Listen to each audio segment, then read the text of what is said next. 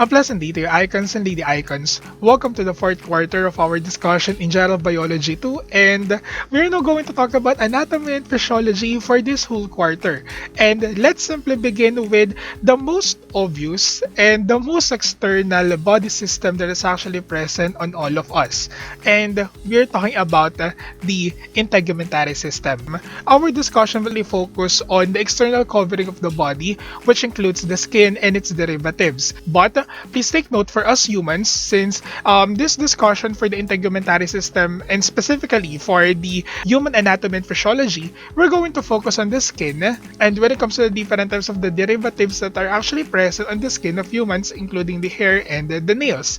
Then if we're going to talk about the integument of other organisms, we have here the presence of feathers for birds, scales, and even scutes for reptiles. Then we also have the presence of horns for mammals, and even some reptiles are also possessing horns. And so those are the different things that are included in the discussion of the integumentary system. Now, when it comes to the integumentary system of humans, it is actually possessing here these specific functions. The first one, we have here the presence of the physical protection. And whenever we are talking about the physical protection that could be provided by our integument, remember that is the one that is present on the exterior part of our body. Our skin is protecting us from a lot of different types of trauma. It could protect us from the different changing weather patterns. It could also protect us from animal bites and insect bites, and even the presence of very minor abrasions and even different types of wounds. Our skin is actually protecting us. Then we also have the presence of hydroregulation. So without the presence of our skin, well, definitely we are going to have fluid loss. And because of the presence of evaporation that is being provided or being manipulated by the sun itself, different fluids present in our body would simply evaporate. Then, after hydroregulation, there is also thermoregulation. Remember that our skin is the one that is responsible for the process known as sweating. Whenever we are sweating, that is actually the time whenever our body is actually balancing our internal temperature. By means of sweating, we are now gradually decreasing the temperature that is present in the internal parts of our body. Okay? Because of the presence of the different types of activities that we are doing, sweating is actually a type of a negative feedback mechanism on how our different types of neuroreceptors that are actually present in our skin are telling it to simply release the sweat, and by means of sweating, it is now starting to cool off our body. And if ever the temperature on the external environment is lower than our body temperature, there is now the tendency for our body to do vasoconstriction, or in some cases it is also known as the presence of goosebumps or cutis anserina. Cutis anserina or goosebumps and even vasoconstriction, it is the one that is responsible for trapping hot air that is present on the pores of our body. And by means of creating the certain type of sensation, it is now conserving the heat that is present on our internal body. Okay? And remember, whenever we are talking about the presence of thermoregulation, without the presence of our skin, obviously the temperature that is present inside our body would definitely plummet downwards. Okay? Then the next one, we also have the presence of cutaneous absorption. I already discussed this to you when it comes to our discussion during cellular transport. If you can still recall, that our skin, it is actually a barrier for the movement of different types of substances. Because our skin is possessing semi-permeability, it doesn't actually permit all materials to enter our body, but rather, it is now picking different types of materials that it would absorb. For instance, only hydrophobic materials, because our skin is also oil-based. There's now the presence of fats, which I'm going to discuss later on when it comes to our discussion. Our body is also absorbing sunlight, which is very essential for the formation of vitamin D. And this vitamin D is actually helping not only our metabolism but also the health of our bones and even the health of our vital organs. And if we're going to think about it, even our immune system is actually being helped by vitamin D. Then, after the cutaneous absorption and synthesis, there's also sensory reception.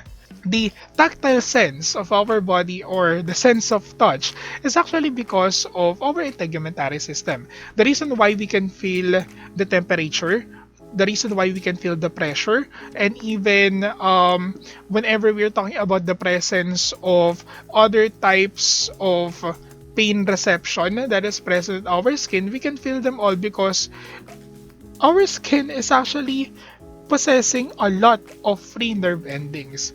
That is the reason why we can feel pain. We can feel different types of sensation when it comes to our skin. And lastly, communication. When it comes to our integumentary system, it can actually communicate. It is not actually the type of communication that there are certain rules when it comes to the language, when it comes to spoken words, but rather, in the case of communication, our skin are actually possessing different types of signals, or they are giving off different types of signals to say that your body is sick, or you're actually feeling a certain type of sensation. For instance, whenever you are feeling cold, the presence of goosebumps, that's actually a form of communication. Or even if you are frightened, you might possess some goosebumps. And even if you're feeling in love, that there's a certain type of blush that is happening on your face. That is actually a type of communication. And even the presence of jaundice or the yellow coloration of the skin, if there are different types of diseases that is present on your liver or that is affecting your liver, it can actually be communicated through your skin. And even cyanosis, or the presence of reduced amount of oxygen in our blood. The reason why we turn pale, it is actually because of the sensation known as cyanosis. So when it comes to these different types of functions that are related with the integumentary system, they are very important to every single one of us. Without the presence of our skin, you will definitely die because once again, it is responsible for your first line of protection for hydroregulation and even thermoregulation. Without the presence of our skin, without the presence of our skin, you may not look like a real human but rather an anatomy model or probably a titan, if you know my reference. And now, let's simply talk about the anatomy and physiology of the integument. Well, when it comes to the integument, or simply our skin, it actually is equivalent to 16% of our body mass, and it is actually divided into two major parts. We have here the presence of the cutaneous membrane, or the skin, and the accessory structures, which includes the nail, the hair, and even the exocrine glands. Now, let's simply start first with the cutaneous membrane. Now, when it comes to the cutaneous membrane, they're actually responsible for the protection of the underlying tissues and organs. And they're actually divided into three basic parts. We have the presence of the epidermis, the dermis, and the subcutaneous layer, or the hypodermis. The epidermis, from the name itself, it is actually the one that is present on the exterior part. That is the reason why it is known as epi. Then when it comes to the dermis, this is now the part of the true skin. And the subcutaneous layer, it is now also known as the hypodermis because it is now present on the lower portion of the dermis. Okay? Epidermis, dermis, and hypodermis. So those are actually the different layers of the skin. Then, also, just like what I mentioned earlier, they're responsible for thermoregulation, and the hypodermis is responsible now for storing lipids. Then, it is responsible for the detection of touch, pressure, pain, and temperature. And if you're going to check your module, it is actually possessing here the very comprehensive discussions of the different things that are actually related with the different types of neuroreceptors that are present in our skin. Then, we also have the presence of the excretion of salt, water, and even waste.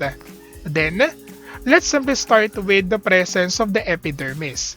Now, when it comes to the epidermis, it is actually divided into several regions. So, in the case of the epidermis, it is actually known as the non-living part of the skin. And whenever we're talking about this non-living part, it is actually made out of epithelial tissues, specifically stratified epithelium, stratified squamous epithelium, okay? Because they are possessing different layers and at the same time they are stacked up one another, and from the name itself squamous, they are flattened. So from the dermis, there is actually the presence of the basement membrane. Remember that all epithelial tissues are possessing a basement membrane. The basement membrane is actually the location where the stem cells of this tissues are present, or these are now the undifferentiated cells that will be transformed to mature epithelial cells once they are activated.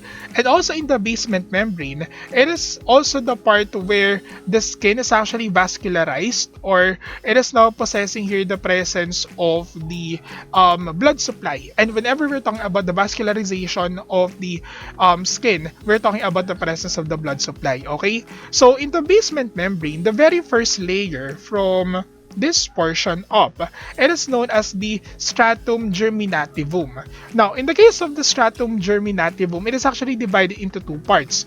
We have the presence of stratum basale and stratum spinosum. Stratum germinativum, it is now the germinating part of this strata. So from the name itself, strata, which simply means layers, then germinativum because it is responsible for the germination or the recreation of another types of epithelial tissues or epithelial cells. So from the stratum germinativum, we can actually locate here the stratum basale, or the stratum basale is actually the part of the stratum germinativum that is located on the basement membrane. Okay? In the case of the stratum basale, it is the layer of the skin that is very well nourished, okay? Since it is near to the different types of tissues that are responsible for blood flow, okay? Then, after stratum basale, it is now the presence of stratum spinosum. Now, in the case of the stratum spinosum, this is now actually the part of the skin, or specifically of the epidermis, that are actually possessing here several layers of cells with large oval centrally located nucleus and spiny processes. The reason why they are known as stratum spinosum, because this is now actually the time in which they are starting to flatten. Okay? It is actually the time in which some of these cells are starting to die because they are now moving away from the stratum basale, or from the basement membrane. So in the case of the stratum spinosum, it is actually the part in which the cells are now starting to die. Because whether you like it or not, the epidermis, or the exterior of your skin, it is actually made out of dead skin cells. And the ones that are actually living are present on the stratum germinativum. Okay? Then the next one, it is now the presence of the stratum granulosum. In the case of the stratum granulosum, it is now the part of the skin, or of the epidermis, in which the keratin is actually available.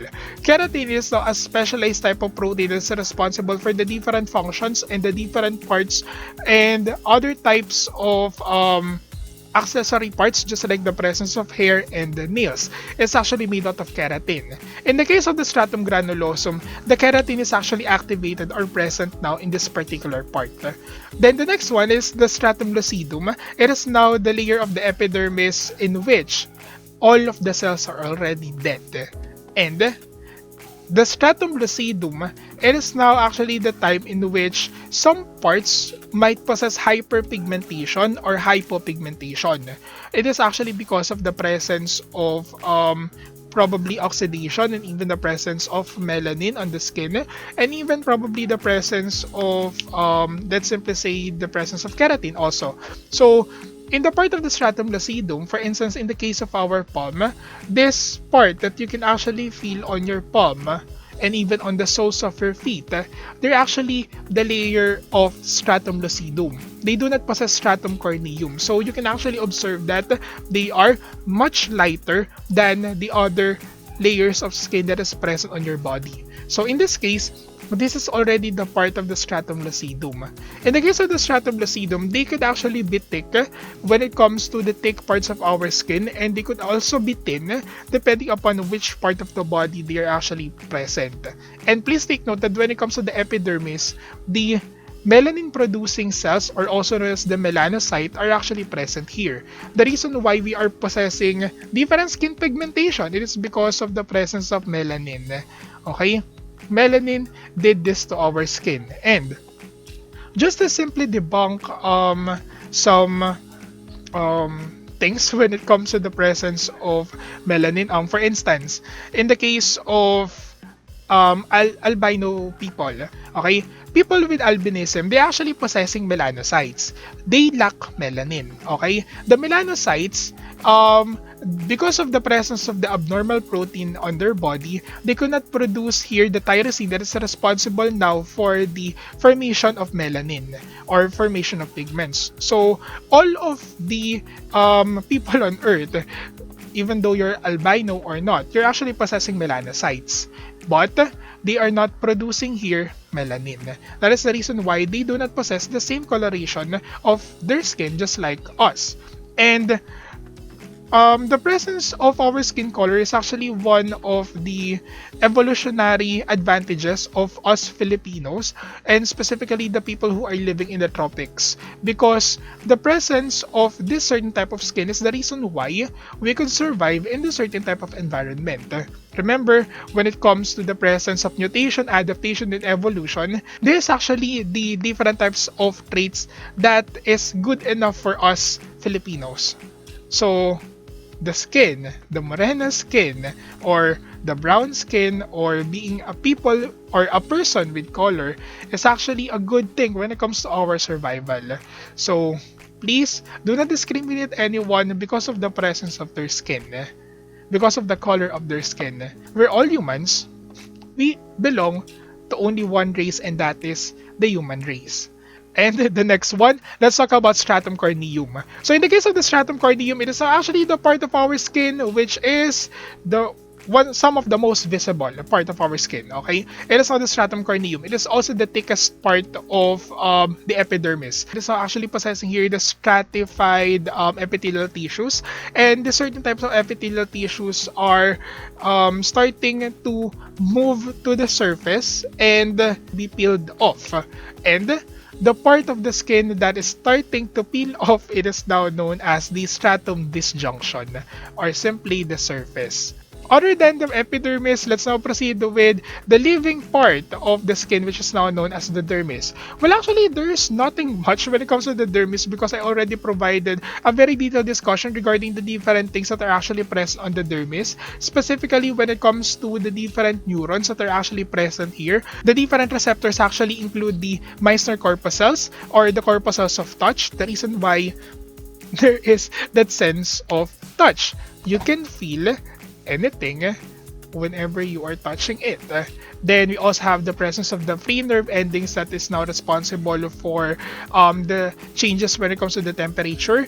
Then we also have the presence of the root hair plexuses, which is responsible for the movement of the hair, specifically whenever you are having cutis anserina.